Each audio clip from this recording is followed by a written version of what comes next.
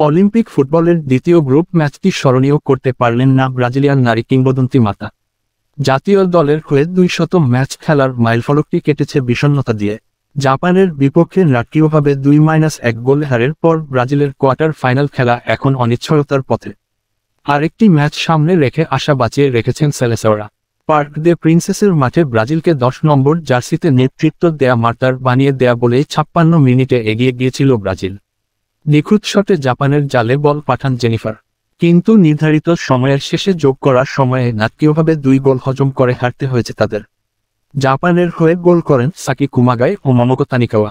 নির্ধারিত সময়ের 6 মিনিট আগে মাঠ ছেড়ে বেঞ্চে বসেই দলের হার দেখতে হয়েছে এই ফুটবল রানীর। চলতি বছরেই আন্তর্জাতিক ফুটবলকে বিদায় জানানো মার্তা বলেন, জাপান জেতার জন্য কোন কমতি রাখেনি। আমরা বল থেকে নজর সরিয়ে নিয়েছিলাম, এতে অবশ্যই আমাদের মূল্য দিতে হয়েছে। তলবে হাল ছাড়তে নারাজ মার্তা। প্যারিস অলিম্পিকের কোয়ার্টার ফাইনাল স্বপ্ন এখনও বাঁচিয়ে রেখে তিনি আরও বলেন, আমরা এই জয় উদযাপন করতে পারতাম। আমাদেরকে আরও মনোযোগী হতে হবে। টুর্নামেন্ট এখনও শেষ হয়নি, টিমই সবকিছু দিয়ে খেলতে হবে। ফুটবলে যে কোনো কিছু হতে পারে। তিনি এর আগে 2004 এবং 2008 সালে ব্রাজিলকে রৌপ্য পদক জিতিয়েছেন। দলের সর্বোচ্চ গোলদাতার খেতাব পেলেও তার 22 বছরের ক্যারিয়ারের অধরা স্বর্ণপদকের দিকে তাকিয়ে রয়েছেন মার্তা।